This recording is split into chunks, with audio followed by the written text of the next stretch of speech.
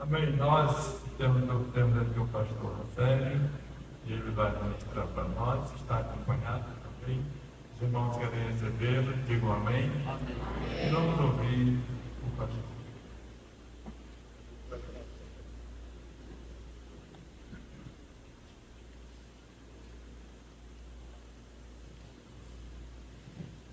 Meus queridos, Pai do Senhor para todos,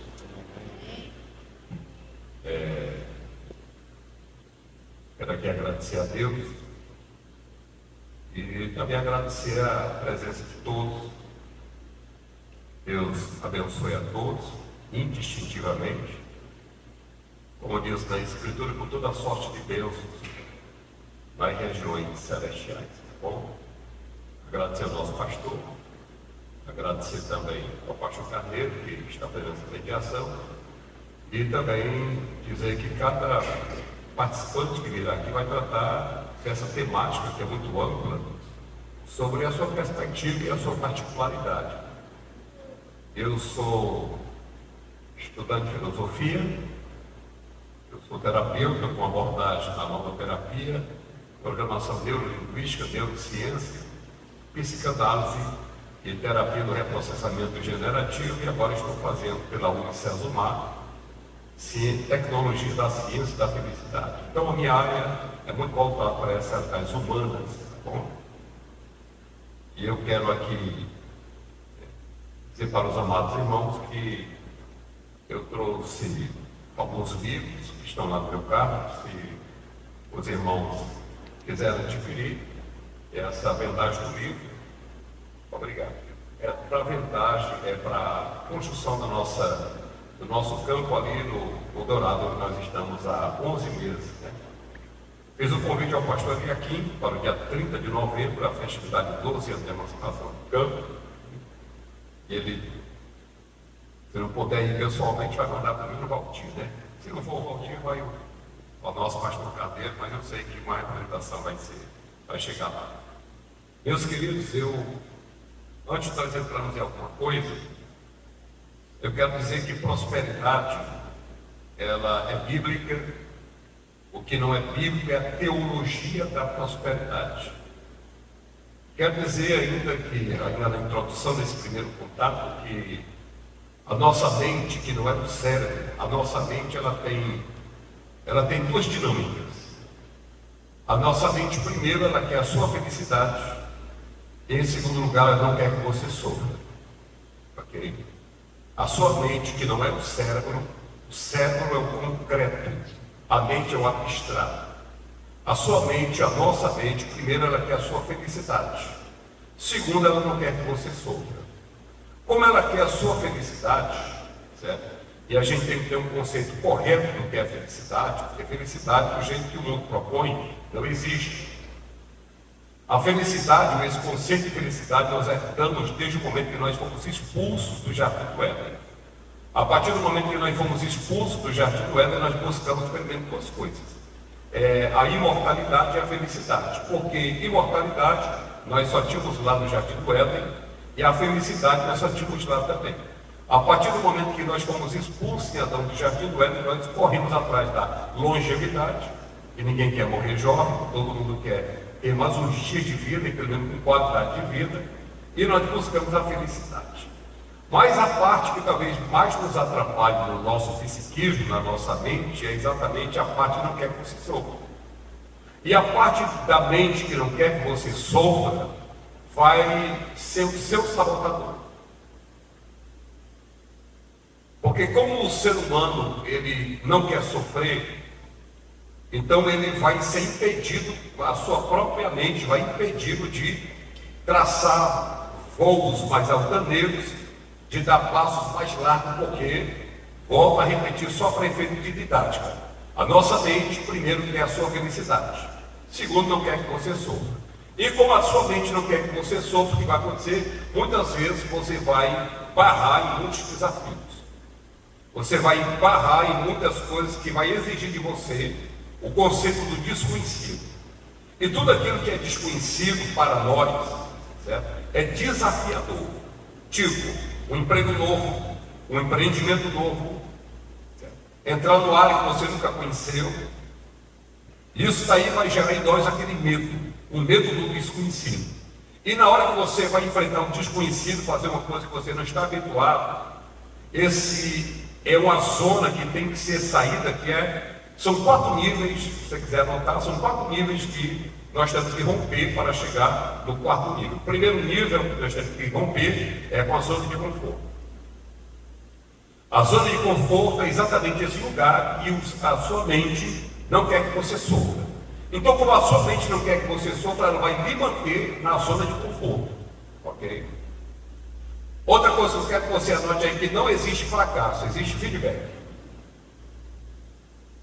Não existe fracasso, o que existe é feedback. Por exemplo, você está contente com aquilo que você ganha? Não precisa responder. Se a resposta for não, quem é o único culpado? Se eu não estou contente com o meu salário, e esse salário só é um feedback dizendo para mim que eu não fracassei, mas está dizendo exatamente, está dando feedback, é onde eu tenho que melhorar. Porque se eu não estou contente com aquilo que eu ganho, se eu não estou contente com a comida que eu como, com a roupa que eu visto, com o meu status, ok? Então, é um feedback que a vida está me dando. Então, eu não posso culpar ninguém. Então, o único culpado sou eu mesmo. Tá bom? O único culpado sou eu mesmo.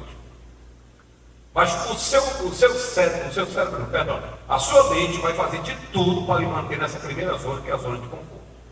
Mas você vai ter que sair dessa primeira zona, que é a zona de conforto. E na zona de conforto não acontece nada. Eu queria que você anotasse essa frase aí, que não arrisca nada, não faz nada, não tem nada e acaba sendo nada. Eu espero você anotar. Anote essa frase aí, que não arrisca nada, não faz nada, não tem nada e acaba sendo nada. Quem não arrisca nada, não faz nada, não tem nada e acaba sendo nada. Quem não arrisca nada, não faz nada, não tem nada e acaba sendo nada. Aí tem a segunda zona que vamos ter que sair. Da zona de conforto, quando eu saio da zona de conforto, qual é a zona que eu tenho que entrar? Anote aí a zona do medo. Aí é por isso, pastor Carneiro, que muita gente tem medo de entrar na segunda zona, porque a primeira zona é a zona de conforto. Ok? Isso aqui é mindfulness. Okay? Isso aqui é neurociência. Sua zona de conforto, só que para sair da zona de conforto eu vou cair numa zona terrível, que é a zona do medo. Aí muita gente tem medo, não quer entrar nessa zona, na zona do medo. Por quê? Por conta do condicionamento mental, que a sua mente quer que você seja feliz e não quer que você sofra. E entrar na zona do medo, preste atenção agora, um minutinho, tá bom? Isso aqui é neurociência, eu vou passar para vocês. Quando se está com medo, quando um ser humano está com medo, nós temos aqui na parte lateral da nossa cabeça, do cérebro, nós temos o que nós chamamos de cérebro triúnico, que é o cérebro límbico, neocórtex e o cérebro reptiliano. Isso aqui é uma das teses do cérebro triúnico de MacLean, certo? Mas existem outras definições do cérebro. Mas vamos lá. A neurociência diz que nós temos aqui nessa parte lateral o cérebro simpático, parasimpático e uma parte do lóbulo frontal, ou do pré-frontal, tá bom? Aqui. O que acontece no cérebro simpático, parasimpático e uma parte do lóbulo pré-frontal? É a zona das emoções. E o medo é uma das 7 emoções mais básicas que todo ser humano tem. Até aqui tudo bem, gente? Então o que acontece? Quando você está diante de um medo, é ativado, essa parte do cérebro recebe muito sangue é mandado para cá, e o que acontece? Quando essa parte do cérebro, simpático, parasimpático e uma parte do lóbulo pré-frontal é ativada, bloqueia essa parte da frente, que é o lóbulo frontal. O lóbulo frontal é o lóbulo das decisões, tá bom? É aqui que você toma as decisões. E o lóbulo frontal, ele só é amadurecido aos 20 anos de idade. A partir dos 20 anos de idade, um adulto já tem capacidade de tomar suas decisões. Porém, a Organização Mundial de Saúde diz que nós vivemos uma geração tão infantilizada que a parte do lóbulo frontal só está amadurecendo aos 23 anos de idade. Ou seja, nós temos um estado de adolescência até 23 anos de idade. Aí não tem nada a ver com a nossa palestra, mas aí a pergunta é: se o lóbulo frontal, que é a parte que amadurece, que é a parte das decisões, como é que uma criança tem capacidade de mudar de sexo com 8 anos de idade?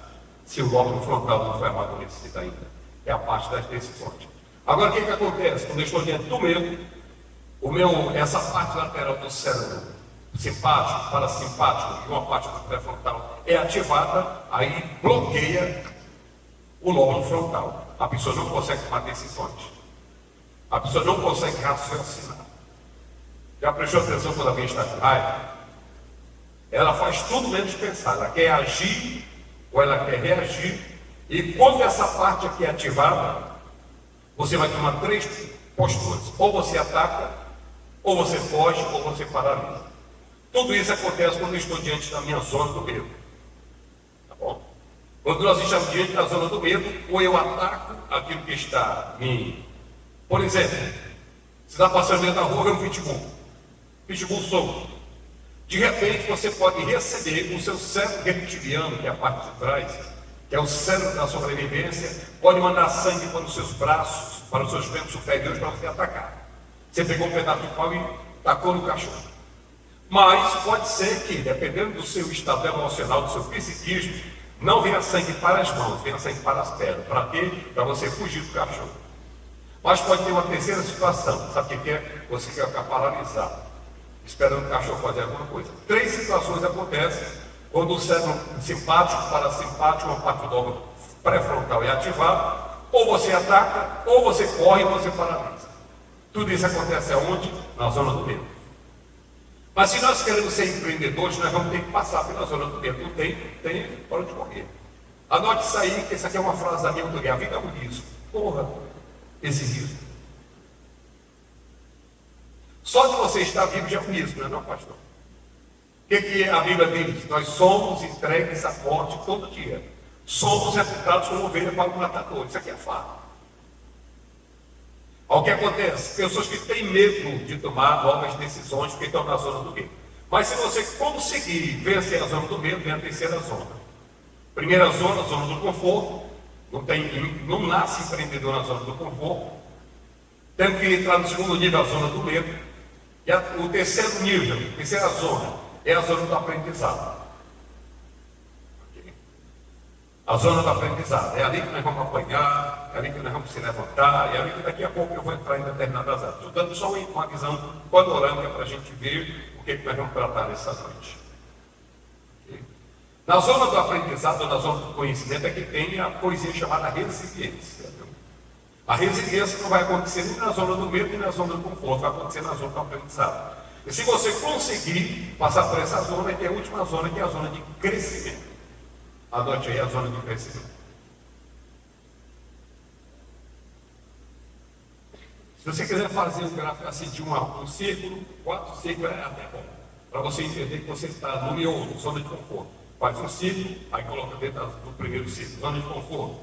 Faz outro círculo por fora, zona do medo. Outro terceiro círculo, zona do aprendizado, do conhecimento. Aí faz o 4º círculo, que é a zona do crescimento. Se nós queremos ser bons empreendedores, nós vamos ter que chegar na 4ª zona, viu, pastores, que é a zona do crescimento. Agora eu quero deixar um aviso aqui. Cuidado. Porque isso aqui é assim, ó, é ciclo. Cuidado para a sua zona do crescimento, agora para mim os obreiros, cuidado para a sua zona do crescimento, não se tornar a sua zona de conforto. Pode acontecer que alguém chegou na zona do crescimento e pensa que não tem mais nada para aprender. Não, eu já sei de tudo, eu já vi tantas faculdades, eu já li tantos livros, eu já li tantas vezes a Bíblia, eu já vi. Cuidado para a sua zona do crescimento, não se tornar novamente a zona de conforto. E quando você sentir que a zona do crescimento se tornou uma zona de conforto, está na hora de sair da zona do medo. Alguma pergunta nesse primeiro tópico? Meus queridos, deixa eu apresentar esse livro para vocês. Eu recomendo todo mundo comprar esse livro aqui quando sair daqui. Está pela internet, tá bom? Salomão, o homem mais rico que já existiu. Salomão, o homem mais rico que já existiu. Foi lançado pela Sextante, tá bom? Alguém aqui conhece esse livro? Pastor Carneiro tem ele? Tem esse livro? Já leram? Tem? Mais alguém aqui? Gente, esse livro é fenomenal. Você vai descobrir com esse livro que os grandes empreendedores pautaram a sua vida toda baseada em provérbios. 31 provérbios que tem lá. Todos. Todos os homens de grande vulto que a gente vê no século passado e também nesse século aqui, são homens que pautaram a sua vida só estudando o provérbio de Salomão. Irmão, ali tem muitos conselhos, tem conselho para tudo. Mas se você tiver dificuldade, aqui é um conselho particular, se você tiver dificuldade com a tradução bíblica, como é uma coisa mais prática, não é exegética, eu aconselho para você comprar a Bíblia Viva, vale todo dia, ou a Nova Tradução na Linguagem de Hoje. E se você quiser comprar uma Bíblia mais complexa, que é muito boa também, chama-se A Mensagem, de um pastor já falecido chamado Eugene Peterson, ou a gente chama de Eugene Peterson, mas é Eugene Peterson, certo? A Bíblia A Mensagem, que não é uma tradução, não é uma paráfrase, mas irmão, o texto fica compreensível. Se você achar muito caro, você pode comprar a Bíblia Viva ou a Nova Tradução na Linguagem de Hoje, e todo dia você vai ler um capítulo de Provérbios. E você vai meditar naquilo ali e vai procurar praticar todos os conselhos que estão ali em Provérbios. Tá bom? Esse é o segredo dos homens mais ricos do mundo, é que eles, todos eles, pautaram a sua vida pessoal, o seu ministério, sua vida de empreendedor, pautado tudo no livro de Provérbios. Tá bom? Então está aqui, Salomão, o homem mais rico que já existiu. Esse livro aqui eu comprei, dei de presente para o meu filho mais velho. E dei uma Bíblia também de presente a Bíblia Viva. Esse livro também eu dei de presente para o meu filho mais novo. E também a Bíblia Viva, dei de presente para os dois. Todos os dois são empresários. Já dizia o reverendo João Lourenço, que eu passei 20 anos sendo terceiro vice-presidente do pastor João Lourenço, e o pastor é aqui. E o pastor João Lourenço sempre dizia assim, na série, se você não fosse ministro do Evangelho, se você tivesse abraçado a área secular, eu acho que você é um dos maiores empresários aqui do estado do Ceará, ou seria o maior do 71, porque você é muito cabeçudo. Né? Eu achei interessante esse elogio vindo de um empresário. Né? Mas Deus me chamou para o ministério, mas mesmo assim eu treinei 2 filhos para serem empresários. Tá bom? Eu tenho 2 filhos empresários e todas as decisões que eles vão tomar, eles me procuram e a gente vai trocar uma ideia. Eu tenho um filho meu que ele é muito inteligente, todos os concursos que ele faz, ele passa. Certo? Só que, como ele tem filhos, né, e ele está educando os meus netos também para ir nessa mesma pegada. Eu tenho 2 netos que já estão na empresa, o neto de 19 anos e o neto de 15 anos que já estão indo na pegada do meu filho mais velho, e estão lá na empresa com ele. Né? Meus filhos, nós trabalhamos com açaí. Né? Com açaí, são 2 empresas de açaí. Certo? E meu filho também faz a parte de marketing, que ele é formado em marketing e propaganda. Ele é formado nessa área de empreendedorismo, que ele presta também muito serviço para alguns colégios, tá bom? Meus queridos, como nós somos cristãos, então eu trouxe aqui, eu vou deixar depois para o Francival, tá bom? Se ele quiser, depois, não deu tempo de fazer o PowerPoint, mas eu vou deixar aqui para você, se quiser dividir para os irmãos, tá bom? O que nós vamos tratar hoje, tá bom? Então, meu querido, motivação para empreender. Qual é a motivação? Eu vou dar uma referência bíblica aqui de Colossenses 3:23, que diz assim: e tudo quanto fizerdes, fazei de todo o coração, como ao Senhor e não aos homens. Está aqui uma motivação para você ser empreendedor. Colossenses 3:23, e tudo quanto fizerdes, fazei de todo o coração, como ao Senhor e não aos homens. Meus amados, deixa eu só dar uma nota teológica agora, tá bom?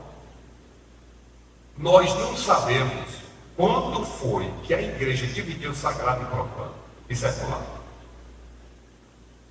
Há uma grande probabilidade da igreja ter separado o que é secular do que é sagrado com um advento chamado iluminismo. O iluminismo vai acontecer no final da Idade Média. Porque no final da Idade Média, que alguns teólogos chamam de Idade das Trevas, porque era o tempo da ignorância, mas a gente sabe que não foi bem assim.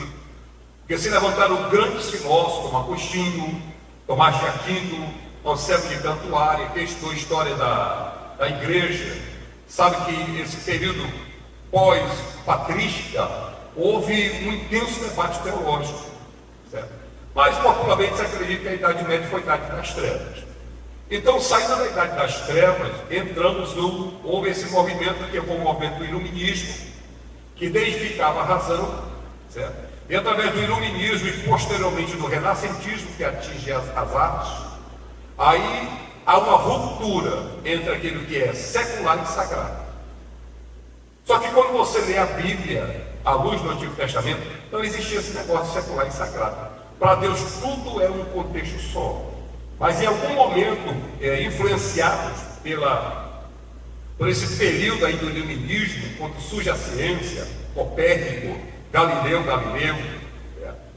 e esses homens que disseram que a religião ela tinha deixado o povo na ignorância, e a proposta agora era a ciência. Com o advento da ciência, houve a deificação da razão, ou seja, a razão se tornou Deus. O homem se tornou o centro de tudo, como base na frase de um filósofo grego chamado Protágoras: homo mensura, o homem como a medida de todas as coisas. O chamado antropocentrismo. O homem é colocado no centro, no lugar de Deus. Mas, em algum momento, a igreja separou. Só houve um retorno a esse entendimento de que não existe vida secular, tudo é sagrado, com o que nos seminários, nas faculdades, diz que foi o pai do capitalismo, chamado João Calvino. Porque só com a reforma protestante, que amanhã está completando 31 anos, vale a pena enfatizar que a reforma protestante ela teve também muita luz do iluminismo. O iluminismo influenciou a mentalidade de Martinho Lutero, que ele queria uma coisa mais apurada teologicamente, mas ele foi produto da sua época, certo? Não foi só uma coisa de idolatria, não.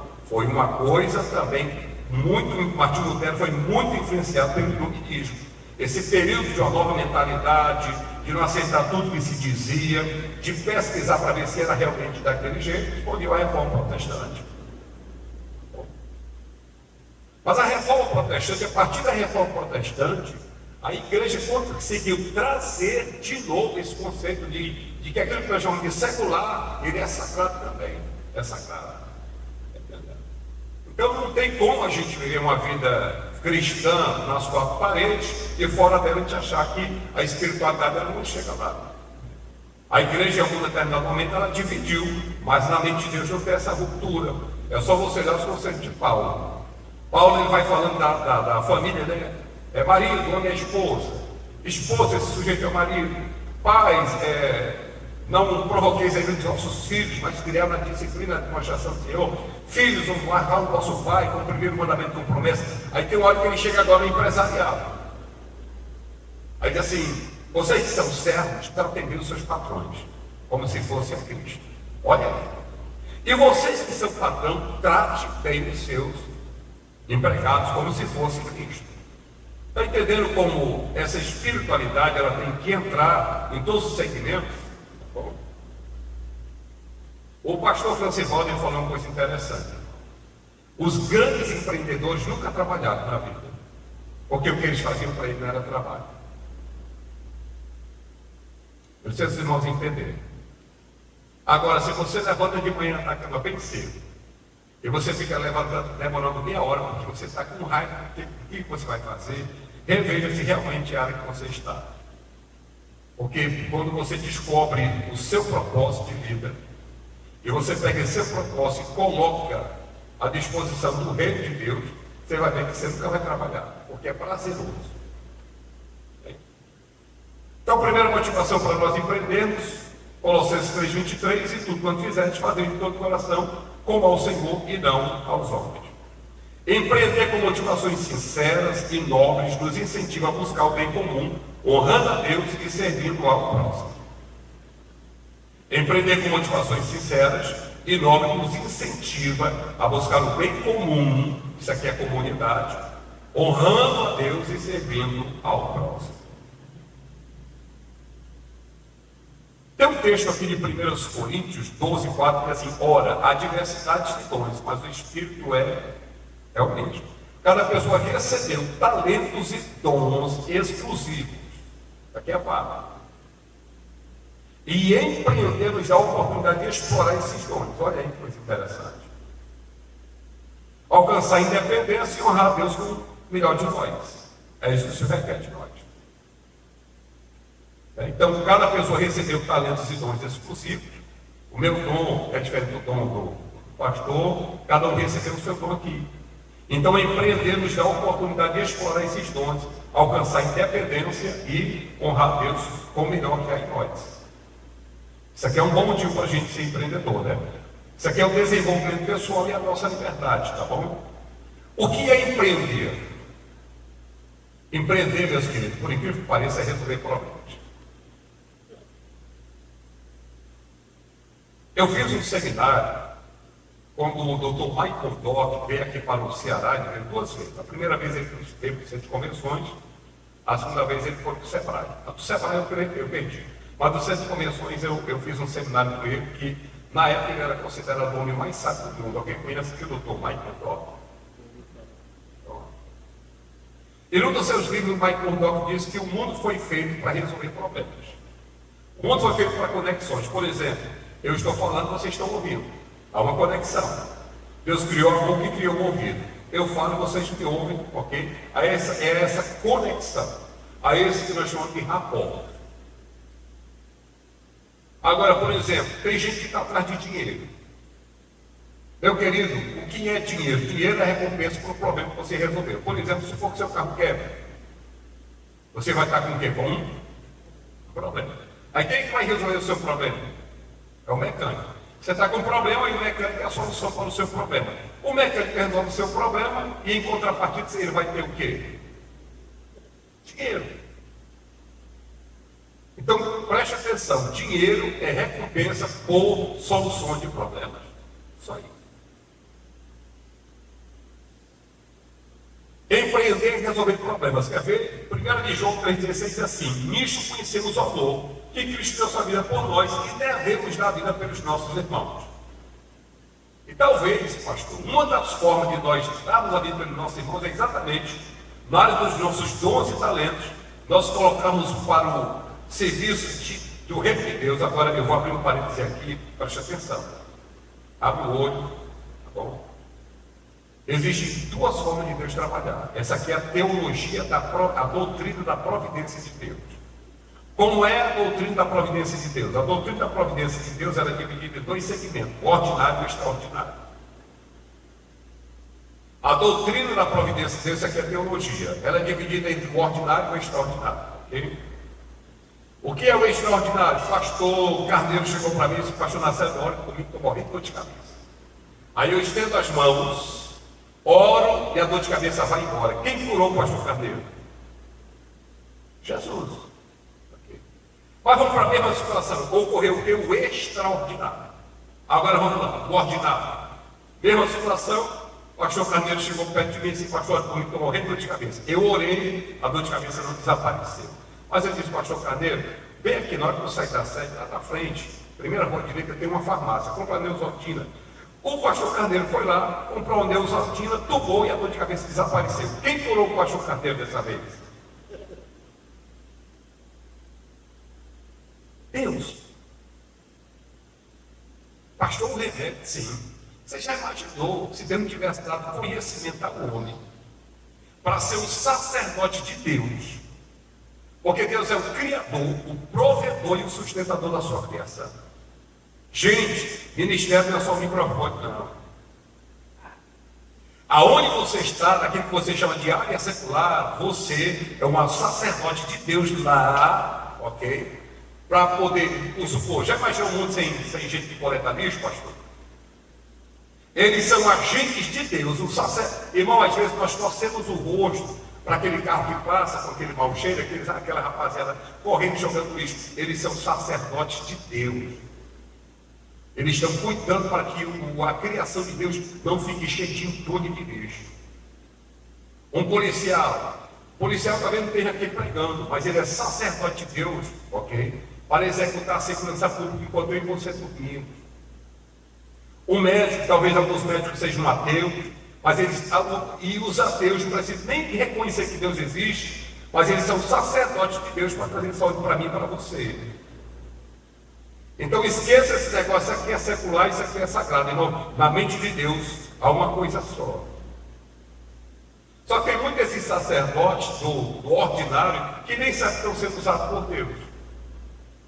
Já imaginou se Deus nos der sabedoria alguma para criar quimioterapia? Aquele que acaba com a dor, morfina.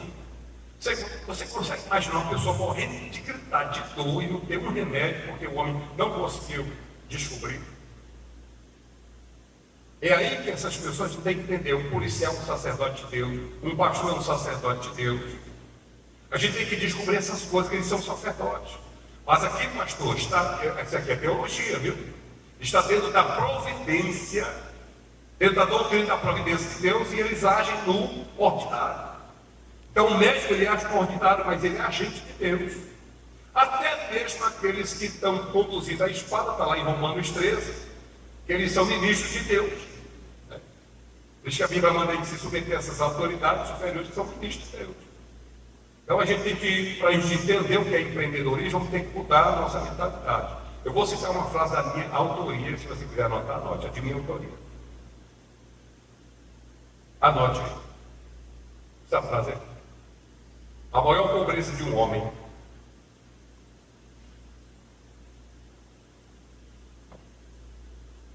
não é a sua condição financeira, é a sua mentalidade limitada. Frase de Nascente Silva, o More.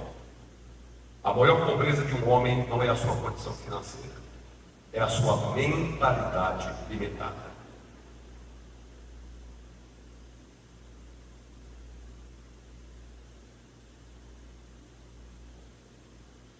Amém? Eu quero citar aqui algumas coisas que eu escrevi, tá bom?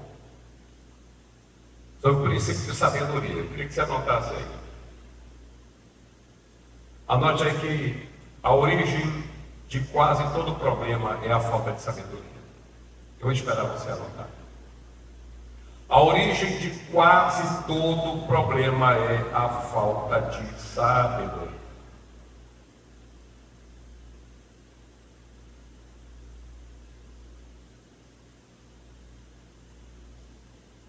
A origem de quase todo problema é a falta de sabedoria. Anote isso aqui. Nós estamos num seminário de mudança de mentalidade. Segundo lugar, a sabedoria é a solução para todos as nossas crises. A sabedoria é a solução para todas as nossas crises. A sabedoria é a solução para todas as nossas crises. Eu estou falando isso dentro da Bíblia. Está lá em Tiago. Ele tem sabedoria? Peça a Deus. Terceiro ponto que eu quero que você anote aí: quem você é e o que você tem está ligado ao seu nível de sabedoria. Quem você é e o que você tem está ligado ao seu nível de sabedoria. Quem você é e o que você tem está ligado ao seu nível de sabedoria. Quarto lugar, mexer com seu nível de sabedoria é mexer com todas as áreas da sua vida. Mexer com seu nível de sabedoria é mexer com todas as áreas da sua vida.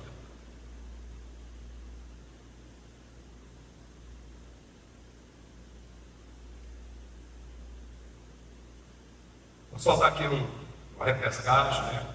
Meu amigo presbítero César Nildo, chegou agora com sua filha, né? Deus abençoe. Grande empresário ali na cidade de Horizonte, aqui também, né? Muito conhecido nosso, tá bom? Então, primeiro, a origem de quase todo o problema é a falta de sabedoria. Quando você vê problema, você pode dar falta de sabedoria, da parte de alguém. Segundo lugar, a sabedoria é a solução para todas as suas crises. Se nós queremos sair de determinadas crises, aumente o nível de sabedoria. Terceiro lugar, quem você é e o que você tem está ligado ao seu nível de sabedoria. Quem você é e o que você tem está ligado ao seu nível de sabedoria. E em último lugar, mexer com o seu nível de sabedoria é mexer com todas as áreas da sua vida. Diz Tiago, quem não tem sabedoria, não quer saber. Agora, gente, presta atenção. Às vezes nós não. O problema do empreendedorismo, porque empreendedorismo não é só ter um comércio, não, viu? Presta atenção. E ser empreendedor não significa também só ser um bom administrador, não. Tem muita gente que é empreendedor, se entende, que não tem nenhuma ligação com a administração. No nível ministerial, existem 3 tipos de pastores. O pastor paciente, que é o que nós chamamos de pastor de ovelha, o pastor administrador e o pastor empreendedor. Existem esses 3 tipos de pastor. Pastor paciente, o que nós chamamos de pastor de ovelhas, pastor administrador, pastor paciente e o pastor empreendedor. Qual a diferença? Vamos imaginar que nós pegamos uma igreja com 40 crentes e colocamos na mão do pastor paciente, que é o pastor de ovelhas. Aí você coloca 40 crentes na mão dele, volta lá, 2 anos depois. Sabe quantos crentes tem na igreja dele? Os mesmos 40. Porque qual é a característica do pastor paciente, o pastor de ovelha? Ele gosta de celebrar casamento, ele gosta de celebrar enterro, ele gosta de apresentar criança, ele gosta de visitar os crentes, você está entendendo? Mas só isso. Ele é o pastor paciente, pastor de ovelhas. Você coloca 40 crentes na mão dele, volta 2 anos depois que você vê 40. Agora, o segundo tipo de pastor é o pastor administrador. O foco do pastor de ovelha está nas pessoas. O foco do pastor administrador está exatamente na gestão, na administração. Ok? Aí a mesma situação, coloca 40 crentes na mão do pastor administrador, volta lá 2 anos, você vai ter uma surpresa. Em vez de 40, vai ter aí umas 200 pessoas. Porque pessoas gostam de pessoas que sabem administrar as coisas. Ok? Inclusive, onde tem um fluxo de dízimo maior, nós somos a Assembleia de Deus, na Presbiteriana. Eu vou usar aqui uma palavra que não é correta, né? A gente chama de maior dizimista, né, pastor, ali aqui. Mas assim, isso não é dízimo, vai ser 5 mil, 1 milhão, isso não é dízimo, não vai ser 100 reais. Mas quando eu falo em maior dizimista, eu estou falando em relação ao fluxo, está na Presbiteriana. Por quê? Porque lá é colocado no mural tudo. O que entrou, o que saiu, ok? Então todos que estão lá, eles sabem de tudo. Na presbiteriana, a gente chama muito límpida, certo? E as pessoas gostam de saber, isso aqui é do ser humano, saber como é que está sendo administrado. Então nós temos aqui um pastor com 200 crentes, 2 anos depois que ele recebeu por 40. Né? Agora o pastor empreendedor. O pastor empreendedor é aquele que ele é inquieto. Assumiu uma igreja com 40 crentes. Aí ele já está pensando em mudar as cadeiras, já está pensando em aumentar, já está pensando na cruzada, já está pensando em como confortar melhor os irmãos. A mente dele é assim. Ele não é escravo do status quo. Ele não é aquele cara que chegou na zona de crescimento e parou ali, e a zona de crescimento se tornou a zona de conforto dele. Okay? Aí coloca e volta 2 anos depois, você vai chegar lá, vai ter uns 500 crentes. Porque é o famoso arranca todo, né? Ele vai arrancando todo o negócio dele a empreender. É aumentar, é avançar. Diferente da mentalidade do pastor de ovelhas, que a mentalidade dele é só ali aquelas pessoas e visitar aquele negócio todo. O pastor, o administrador, ele é um bom gestor. Agora, deixa eu só colocar um parênteses nesse tempo aqui, nesse time. 85% dos nossos problemas pastorais, eles não são espirituais. 85% é de característica emocional e a de financeira. 15% do trabalho, o pastor está falando da dinâmica. Okay?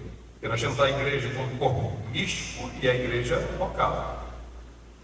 Estou falando da igreja local. 85% do nosso problema como pastor é resolver problema de crente pagar a conta. Tem conta para pagar todo dia, pastor? Né? Todo dia tem a linha de crente para resolver. Agora, todo dia tem paralítico andando. Todo dia tem crente sendo batizado no Espírito Santo. Todo dia tem demônio caindo no meio do culto. Não tem. Então, 85% do trabalho de um líder espiritual, preste atenção, é de caráter financeiro e emocional. E 15% é espiritual. Agora, esse trabalho que nós realizamos, esses 85%, ele reflete no espiritual, que nós aprendemos aqui, tá bom? Alguma pergunta? Podemos ir mais adiante? O que é empreender? Empreender é resolver problemas. Né? Características do empreendedor. Olha aqui, 2 Timóteo 1:7. Porque Deus não nos deu espírito de covardia, mas de poder, de amor e de equilíbrio. Nós temos a referência bíblica para esse ponto, tá bom? Características de um empreendedor. As qualidades do empreendedor. Primeiro, coragem. Fala em coragem, eu queria que você anotasse aí, que todo empreendedor tem que ter essas 6 coisas. Primeiro, anote aí, visão.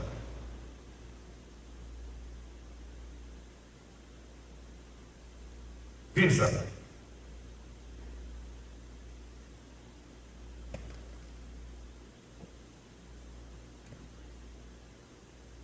Agora preste atenção, olha para mim. Quando a gente fala de visão, pastor Carneiro, nós não estamos falando aqui de você botar o seu negócio para ganhar dinheiro. Visão é muito mais do que ganhar dinheiro. O seu comércio que você quer botar vai impactar o quê? Na sociedade, no bairro que você mora, vai impactar o quê?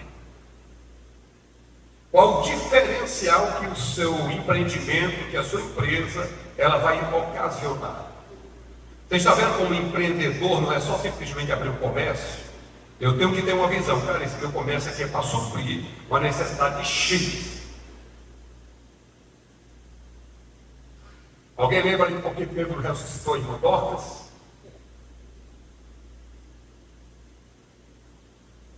Qual era o instrumento que a irmã Dorcas tinha? Ela era pregadora, profetisa. Ela só sabia fazer roupa patente, igual o Cesarinho. Aí o que ela fez? Ela viu que tinha gente que estava com um palitozinho rasgado, que fosse hoje, lógico. Aí o que ela fazia? A irmã Dorcas com agulha, irmão. Ela fazia roupa por isso. Na hora que a irmã Dorcas morreu, que era da vida também, Pedro chegou lá e disse: olha aqui as roupas que ela fazia. Aí Pedro, rapaz, uma mulher dessa aqui, com esse empreendedorismo aqui, não pode morrer. Orou, a irmã Dorcas ressuscitou. Mas você está vendo que não era só uma questão de fazer roupa, não era só uma questão de ganhar uns trocados, um dinheiro. Então, quando a gente fala que todo empreendedor tem que ter visão, qual é a sua visão do seu comércio? Qual é o impacto que você quer causar aqui no Pacaju? É só para ganhar o dinheiro? Então, gente, empreendedor é muito mais do que abrir só um comércio. Empreender é muito mais que ter simplesmente um comérciozinho, um comércio, um restaurante, alguma coisa assim. Tem que ter uma visão do que é que eu quero impactar, qual é o benefício que a minha empresa, que o meu comércio, por menor que seja, vai trazer para cá. Isso é visão. Tá bom? Segundo lugar, depois da visão, você tem que ter capacidade de planejamento. Anote aí, capacidade de planejamento.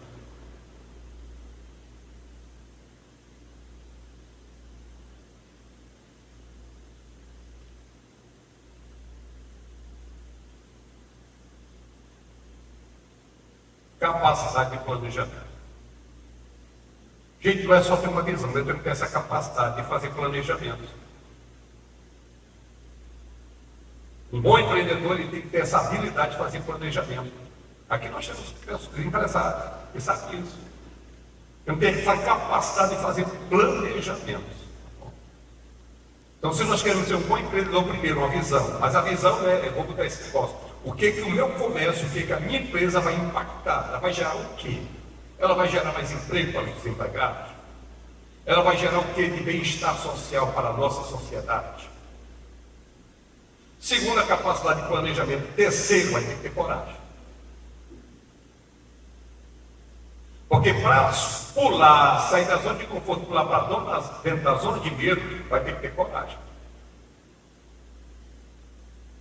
Por que os discípulos, quando viram Jesus andando em cima das águas, gritaram fantasma? Onde é que eles estavam? Na zona de conforto. Qual era a zona de conforto do barco? Ninguém queria sair. Quando Jesus vem caminhando, o texto de Marcos diz que Jesus ia passando. Jesus não estava caminhando para vir para o barco. A Bíblia diz no Evangelho de Marcos, no texto paralelo de Mateus, que Jesus passa. Só que eles gritaram um fantasma. Por quê? O que foi acionado neles? Simpático, parasimpático e parte do lobo pré-frontal. Eles gritaram e tiveram medo e gritaram um fantasma. Mas Jesus acabou de dizer, calma, sou eu no tempo. Né? Aí o que aconteceu? Aí Pedro agora faz, a na hora de eu sair da zona de conforto. Senhor, você é tudo mesmo, então manda-me ter contigo sobre as águas. Pedro agora vai para a zona de quê? Para a zona de medo. Mas enfrentou os seus medos. Depois os irmãos sabem que ele afunda. Quando ele afunda, Jesus olha para ele, aí ele entra na zona de quê? De aprendizado. Jesus disse, de pequena fé. Por que você duvidou? Aí a pergunta é, Pedro duvidou de quem? Talvez você seja tendencioso a saber, Pedro duvidou de Jesus. Não. Se Pedro tivesse duvidado de Jesus, nem do barco ele tinha saído. Onde Jesus diz, porque você duvidou de pequena fé, tudo estava relacionado a Pedro. Você duvidou de você mesmo. Então, meu querido, como diz aqui no Ceará, se você não acredita em você, em primeiro lugar. Segundo lugar, se você não acredita no seu potencial, não espere que os outros acreditem. Tem três coisas que se você não acreditar, ninguém vai acreditar. Em você mesmo, no seu potencial e na sua missão.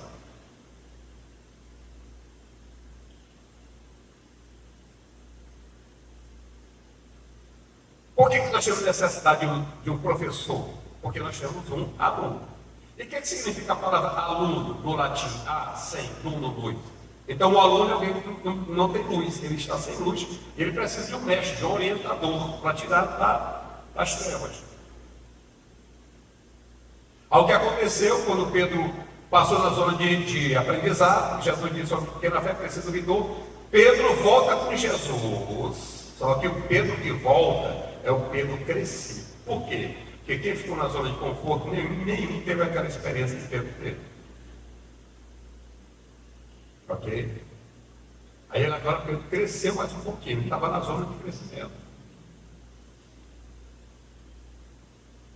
As qualidades do empreendedor, coragem, né? Aliás, eu falei aqui que nós temos que ter visão, capacidade de planejamento, coragem. Quarto, anote aí, você tem que ter resiliência.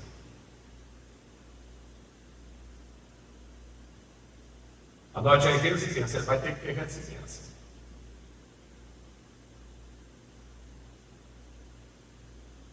Preste atenção, se você for montar o seu negócio achando que você não vai quebrar, ou que você está com medo de quebrar, não bote.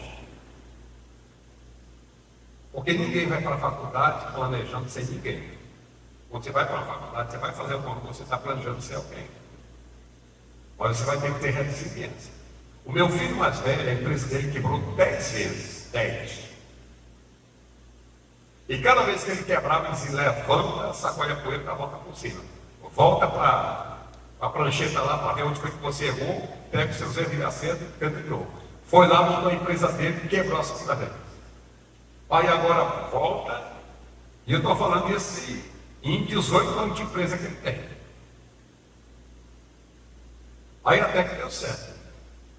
Mas ele foi quebrando. Agora você que quer ser um empreendedor e botar um trabalho para você ter uma condição de vida melhor, preste atenção, você vai ter que ter muita resiliência. Porque tem hora que o negócio não vai dar certo, tem hora que vai implantar, e você tem que ter muita resiliência. Okay?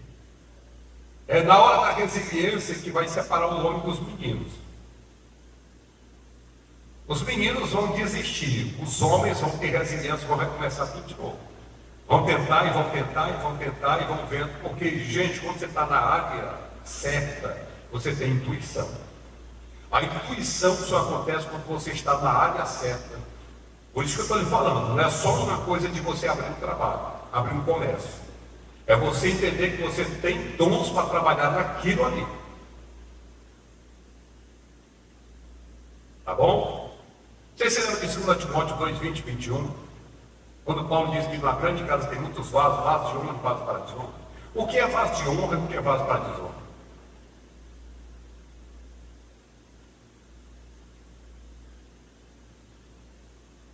Meus queridos, ó, toda casa, preste atenção, eu vou filosofar agora um pouco. Isso aqui foi eu que criei isso que eu vou falar agora. Eu vou falar sobre teleologia. O que é teleologia? Teleologia não é teologia. Teleologia é o propósito pela qual a coisa foi criada. Ok? Então vamos lá. Numa casa, quando eu chego na sua casa, a sua casa começa no banheiro, no quarto, na sala. Ou pelo menos na área. Aí quando eu chego na área, ok? Aí qual é a teleologia da área? É receber as pessoas que chegam. Aí a teleologia do recinto define a mobília e a mobília define a ética, essas três coisas. Aí qual é o que vai ter lá de mobília lá na área que você recebe os irmãos? A cadeirinha, né? Ok? Mas vamos supor que você não tem uma área, você entra logo para a sala. Pronto. Qual é a teleologia da sala? Qual é o propósito da sala? Receber os convidados. Aí a teleologia vai definir o que é a mobília. Qual é a mobília que tem lá? Sofá, o que mais? Mesinha de centro. Alguns botam televisão, ok? Aí, só que a mobília vai definir a ética. Qual é a ética que a mobília está dizendo que aquele ambiente tem que ser? É receber os irmãos, ok? Aí suponhamos que agora você me convida para entrar na sua cozinha.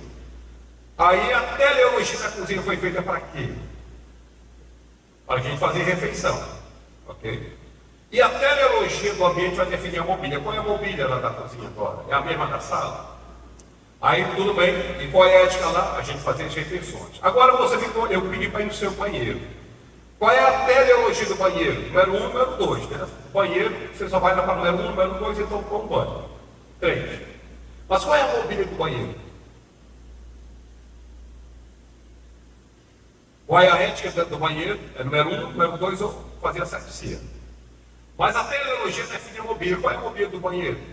Um aparelho sanitário, um chuveiro, uma pia, um box. Okay? Eu saio do seu banheiro e agora vou para onde? Vou para o seu quarto. Aí qual é a teleologia do quarto? Número 1, número 2. Né? Se for casado, ou é dormir e namorar e dormir. Mas agora qual é a mobília do seu quarto? Muda ou não muda? Mudou. Agora tem uma cama, guarda-roupa e por aí vai. Tudo bem?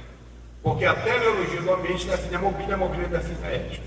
E o que é vaso de honra e vaso para desonra? Deixa eu perguntar para vocês, um pinico, hein? Um pinico, será que é um pinico que você faz xixi ou cocô? É a vaso de honra ou de desonra? Sabe o que vai definir, pastor aqui? Se aquele pinico é um vaso de honra ou de desonra, é o local que ele vai estar. Porque se eu chegar lá no banheiro e tiver um pinico lá, ele é um vaso de honra. Ele está onde? No lugar propício. Agora, se eu chegar na sua cozinha e tiver um pinico em cima da cama junto com bolo e café, aí ali ele é um vaso de desonra, porque ele está no lugar que não é o lugar dele. Então, o que é um vaso de honra e um vaso de desonra? Um vaso de desonra é quando nós estamos no lugar que nós não fomos preparados para aquele lugar. Aí eu quero abrir um parênteses aqui, você contou, pastor só pregar doutrinando, né, pastor? Você está no lugar, o lugar que você ocupou foi Deus que lhe colocou.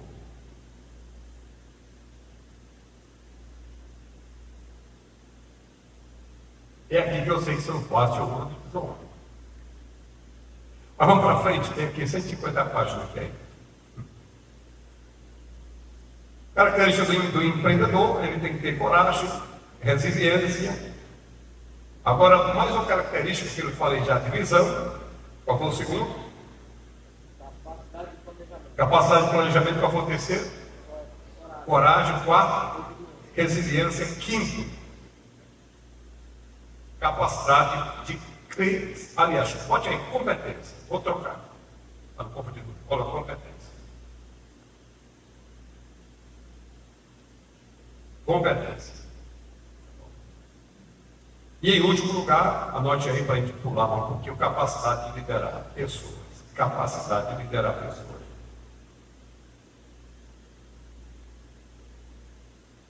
Eu vim com o presbítero Roberto Vânio, nós vimos no carro, e eu disse que essa semana eu cheguei num local para comer, e quando eu cheguei lá eu fui muito mal recepcionado. Parece que o dono do empreendimento não estava querendo que eu almoçasse, aliás, jantasse no empreendimento dele. Sabe o que eu fiz? Com a minha esposa, a gente foi lá, ali no irmão, que a gente chega lá, a gente ia receber de braços abertos. Então vamos para lá. Dia desse, estava em Fortaleza ainda, cheguei numa padaria, a moça que estava lá no balcão estava passando o chão, o pano no chão, limpando. Aí eu fiquei no balcão olhando para ela. Ela olhou por cima do ombro e continuou passando pano no chão. Eu aqui pacientemente. Aí eu aqui pensando que vejo por dois, é por isso que ela está de trás do balcão ainda. Aí quando ela. Porque, gente, aquele ambiente foi criado para receber clientes. O cliente é resposta de oração. Aí às vezes a pessoa mudou o quadro, ela queria manter o ambiente limpo, tudo bem, que a limpeza numa padaria é de suma importância. Mas quem é a prioridade? É a limpeza ou o cliente? Aí quando ela olhou por cima dos ombros, pastor, ela fez uma pergunta que, pensa uma pergunta imbecil. O senhor deseja alguma coisa? Aí ela está dizendo, não, alguém só olha para a senhora.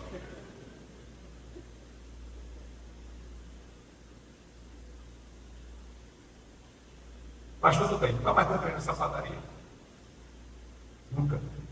Porque para quem tem comércio, você tem que praticar a lei dos 3 metros. Quando estiver a 3 metros de alguém, sorria e estenda a mão.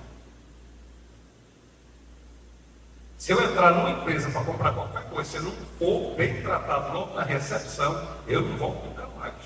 Volto não.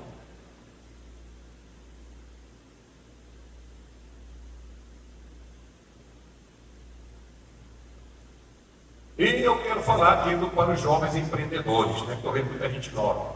Muita gente nova. 1 Timóteo 4,12 diz assim: ninguém despreze pelo fato de você ser jovem, mas sejam exemplos para os fiéis na palavra, no procedimento, no amor, na fé e na pureza. Né?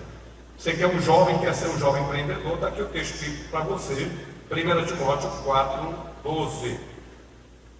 Jovens têm um grande potencial para empreender e fazer a diferença. E a Bíblia nos encoraja a liderar como exemplo, independente da idade. Ok? Jovens têm um grande potencial para empreender e fazer a diferença. E a Bíblia nos encoraja a liderar como exemplo, independente da idade. Agora tem um detalhe. Eu falei que a segunda característica do empreendedor é a capacidade de fazer planejamento. Né? Agora vamos entrar num ponto aqui que é dar ideia ao negócio, transformando sonhos em planos. Porque se você não tiver capacidade de executar também, nós vamos ter que começar com uma ideia viável, uma ideia que seja viável. Tá bom? Olha o que a Bíblia diz aqui em Provérbios 22:3. O prudente percebe o perigo e busca refúgio. O inexperiente segue adiante e sofre as consequências. Identificar oportunidades é um exercício de observação prudente e análise de necessidade. Irmão, não bota teu empreendimento, teu comércio, mudar. Veja qual é a necessidade do lugar. Veja qual é a carência daquele ambiente. Identificar a oportunidade é um exercício de observação prudente e análise de necessidade. Uma abordagem sábia que ajuda a evitar erro e a construir algo significativo. Nós temos uma área que você percebe a necessidade e você é um empreendedor, cara, eu vou colocar o meu trabalho aqui, porque eu estou pensando que essa necessidade aqui, essa localidade, vai se encaixar com o meu empreendimento.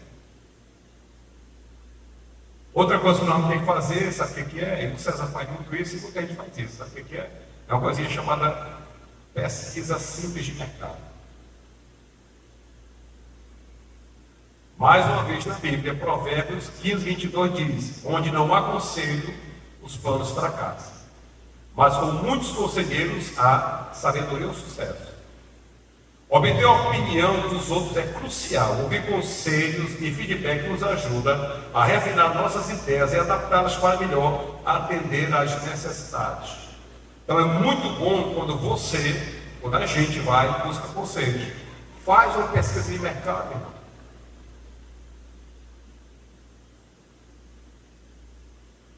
E nós vamos agora para a parte que está ficando tarde, nós vamos testar a sua ideia. Provérbios 13, 16 diz assim: o prudente age com conhecimento, mas o tolo expõe a sua insensatez. Testar ideias antes de implementá-las completamente é uma abordagem sábia e prudente, que evita desperdício e permite ajuste. Quer ver uma coisa? Vamos supor que você vai botar aqui uma lojinha de venda de chocolate caseiro. Não abra logo não. Faça o seguinte: faça os chocolates. Aí naquela localidade que você vai fazer, você está entendendo? Você pode fazer uma degustação. Você pode até fazer de casa em casa. Olha, eu queria que você experimentasse o nosso. Isso aqui é de graça. Chocolatezinho, degustação, você está entendendo? Para a gente ver aqui. E você começa a fazer isso antes de abrir o seu negócio. Faz uma pesquisa de mercado e faz isso daqui. Vá testando a sua ideia. Porque às vezes, como é que você pode colocar um negócio se você não testou a ideia se dá certo?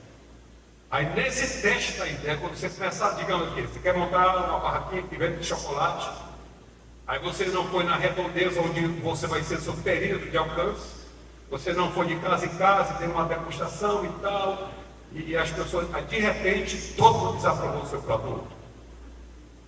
Olha aí se você tivesse montado sem fazer isso, sem testar a sua ideia primeiro. Aí, gente, aí você ia dar com os burros nada. Mas faça isso.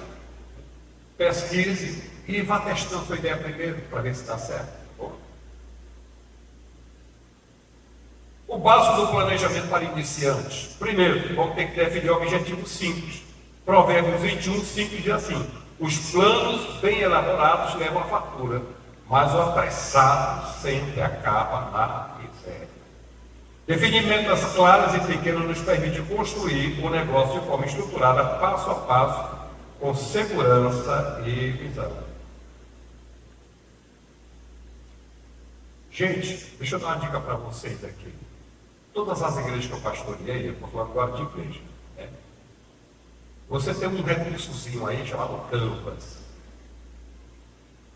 Você pode ter uns Canvas aí que são gratuitos, mas eles são repetitivos, mas você pode pagar por esses Canvas. E você tem como você fazer divulgação do seu trabalho. Não tem um ditado que diz aí que a propaganda é a alma do negócio? Certo? A primeira coisa que eu fiz quando eu assumi lá esse campo, eu tinha logo da igreja. Só que a logo estava cheia de informações, pastor. Tinha um verde aqui, uma amarela por lá, um vermelho por lá. Era muita informação visual, verdade? Qual foi a primeira coisa que eu fiz? Eu disse: nós vamos ter que tirar todo esse lixo visual. Vamos ter que fazer uma coisa bem simples, mas que seja objetiva, ok? Porque hoje não se usa mais o marketing com muitas informações. Você tem que fazer uma opção por uma propaganda, uma logomarca, uma coisa muito simples, mas que transmita muita ideia, tá bom? Planejar visualmente as ideias com ferramentas simples e eficazes, como o Canvas, é uma forma de fundamentar e organizar um projeto com sabedoria. E depois nós vamos para a estratégia de ação. Eclesiastes 3:1 diz: tudo tem seu tempo determinado e há tempo para todo propósito debaixo do sol. Dividir as atividades em pequenos passos e respeitar o tempo certo para cada fase nos ajuda a agir com ordem e a seguir o fluxo natural do crescimento. Meus amados, tudo isso que eu estou falando aqui para vocês, eu vou dar um exemplo, porque eu não posso falar só de teoria. Já dei um exemplo que eu tenho 2 filhos de empresário e a gente está sempre lá com eles, tá bom? Estamos sempre lá debatendo a ideia para a gente fazer um upgrade, dar uma melhorada. Mas vamos falar de igreja, pastor. Antes de eu vir para cá, eu assumi uma igreja com 40 crentes. Uma igrejinha de 7 metros por 27. E quando eu cheguei lá, eu pratico a lei da conexão. Todo lugar que eu chego, eu pratico a lei da conexão. O que é a lei da conexão? Anote aí, dentro da conexão diz que líderes tocam o coração antes de pedir a mão. Além da conexão, diz que líderes tocam o coração antes de pedir a mão.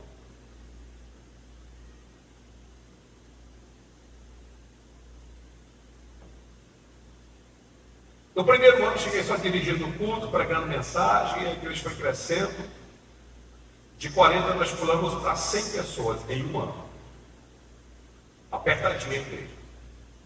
Aí depois que eu tinha conquistado o coração de todo mundo, irmão, aí senhora, sofrendo, de todo mundo, aí foi a hora de eu pedir a mão das pessoas, gente, vamos ter que aumentar o tempo. E nessa hora nós começamos a construir. Derrubamos o templo velho. Hoje a congregação que eu dirigi, ela tem 13 de frente por 20 de fundo. Nós pulamos de 40 crentes para 300 crentes. Nós pulamos de uma renda de R$ 4.500 para R$ 30 mil. Uma congregação. Agora, se você hoje for lá, está lá avisando. Quando você chega na recepção, a primeira coisa que você é impactado, pastor Vitor, logo na recepção. Tem 4 jovens lá, bem dinâmicos, de preferência sanguíneos. Porque o sanguíneo é um rolo de festa. O sanguíneo tem facilidade de comunicar. Seja bem-vindo, tem facilidade democrática, gente bem extrovertida. Coloquei 4. Com os cartazes bem grandes, seja bem-vindo, esse é seu lar e tal. As pessoas, quando chegavam na recepção, impactadas. Aí quando passavam do muro, passavam da grade, aí vinha uma recepcionista. Meu irmão, seja muito bem-vindo, e atendia com muito amor as pessoas. Do lado de dentro tinha uma outra recepcionista para pegar pessoas que eram visitantes e colocar na cadeira. A recepcionista do lado de fora, no celular, ela mandava o nome dos visitantes para o rapaz da mídia. Na hora da apresentação, estou falando só da recepção. Na hora da apresentação dos visitantes era no data show.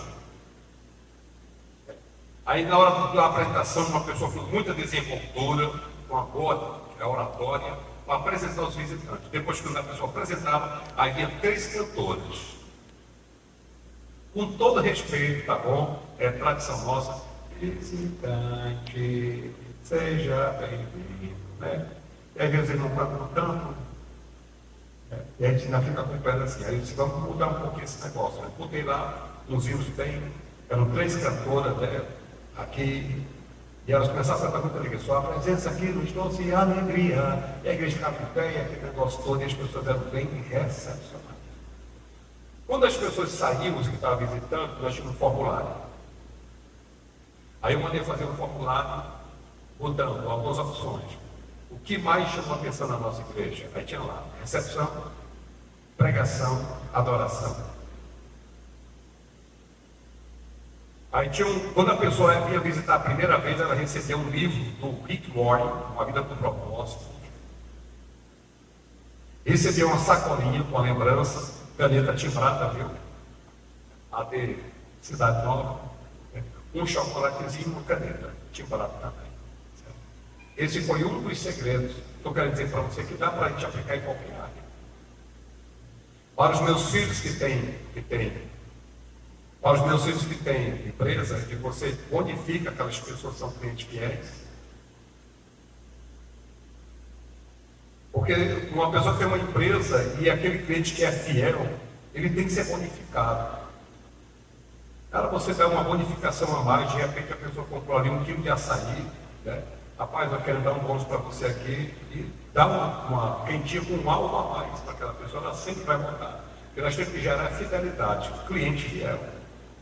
Os clientes eles têm que voltar. Então, em relação às mídias, às redes sociais, a Bíblia é ide por todo mundo e pregar o Evangelho a toda criatura, né?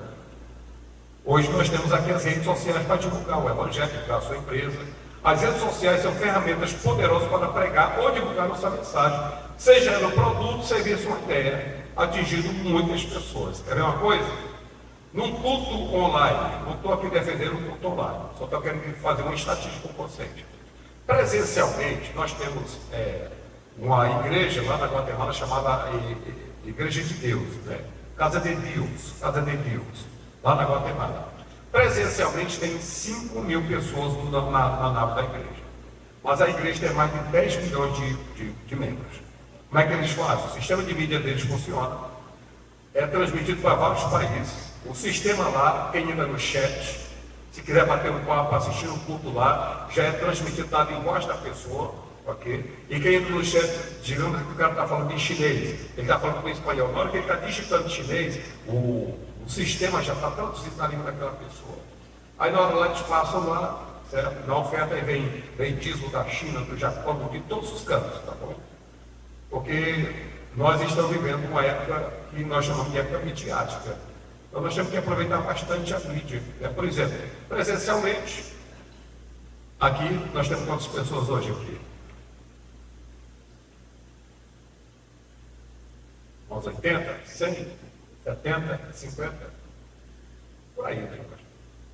Certo? Lá na rede social, dependendo também de como você está interagindo com a sua mídia, você pode atingir. Por exemplo, agora, sexta-feira retrasada, se não me falha a memória, além da doutrina que eu estava pregando, eu tenho o meu celular, botei diretamente no meu Instagram, botei lá e preguei. Sabe quantas pessoas acessaram? 2.000. 2.000 pessoas assistiram a doutrina que eu dei na sexta-feira, enquanto não tem. O campo todo tem 300 e poucos crentes. Mas numa mensagem só atingir mais de 2.000 pessoas. Isso online, ok? Então a gente pode aproveitar bastante as redes sociais, né? As redes sociais são ferramentas poderosas, né? E tem ferramentas gratuitas, né? Usar ferramentas disponíveis e gratuitas para maximizar o alcance e a produção do negócio é como semear sabiamente para colher futuramente. Segundo os Coríntios 9,6 diz, digo isso, quem semeia pouco, pouco também colherá. E quem semeia abundância colherá. Bom, meus queridos, o nosso tempo está muito já extenso, né? E há uma dificuldade, se atender neurociência, depois de 45 minutos, a pessoa não consegue mais ou guardar o que foi passado nos 45 minutos. As boas pregações hoje é de meia hora, no máximo 45 minutos, tá bom? Porque é um cansaço natural. Eu não estou defendendo aqui a igreja da parede preta, tá bom? Longe de mim. Mas quer dizer que às vezes a parede preta semeia a neurociência, e quando você tem muita informação, tá entendendo? Você começa a ter dificuldades. O seu cérebro começa a ter dificuldade num local que tem muitas coisas. Então, algumas igrejas, alguns ministérios, né, estão optando por escurecer mais esse ambiente para você dar um relaxamento visual e não cansar tanto a sua mente, né? Nós já passamos do nosso tempo, tá bom? E eu vou deixar esse trabalho aqui com o pastor Carneiro, tá bom? E aqui eu quero agradecer a minha oportunidade. Eu espero ter servido a igreja de alguma forma, tá bom? Dentro da minha área, que é a área de psicanálise, de neurociência, né? E alguma coisa também, porque, para quem não sabe, eu passei 4 anos e meio com a equipe do Dr. John Maxwell. Passei estudando 4 anos dentro de pastores americanos exatamente sobre liderança. Tá bom?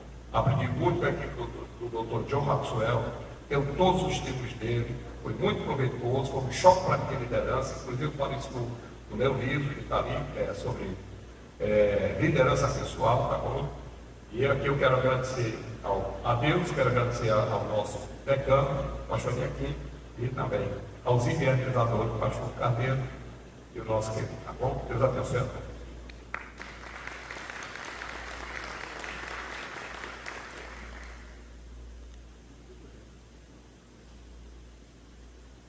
Muito bem, meus amados, eu creio que foi muito bom. Quem gostou? Muito bom. Deus abençoe, pastor Nacélio. Essa foi a primeira palestra. A partir da segunda nós vamos trazer mais pessoas. Os irmãos realmente não estão acostumados a esse tipo de palestra. E vamos ter muitas outras daqui para frente, para nós aprendermos realmente como trabalhar, né? Como empreender, investir. E isso é muito importante. Eu estou satisfeito, agradeço mais uma vez ao pastor Nacélio, que Deus abençoe. Vamos ficar em pé, vamos agradecer por esse momento.